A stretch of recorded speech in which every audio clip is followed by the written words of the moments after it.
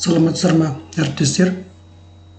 Құралдар мәзірінің ішіндегі кері байланыс идеялар қабырғасын қалай пайдаланамыз? Ол үшін менің сыныптарым мәзірінде өтеміз, сыныптың атын жазамыз, оқушылардың тізімін енгіземіз, сыныпты сақтау батырмасын басамыз.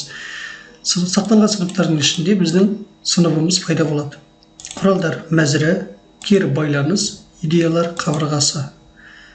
Мұнда өзіміздің сұрағымызды жазамыз. Сабақ түсінікті ма? Сыныпты таңдау және бастау батырмасын басамыз. Өзіміздің сыныбымыздың тізімін енгіземіз.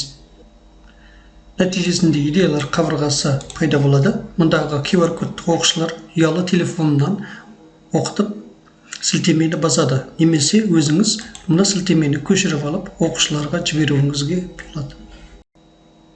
Сілтемені көшіріп оқушыларыңызға жібересіз, немесе QR кодты оқушылар оқытып, сілтемені басқанда мұндағыдай ұялы телефондарында, оқушылардың ұялы телефондарында осындай нәтиже көрінеді. Оқушылар өзінің есімін таңдайды, сосын мұнда өзінің пікірін жазады. Сұрақ бізде: сабақ түсінікті ма? Мұнда жазады: иә, түсінікті. Кейін жіберу батырмасын басады.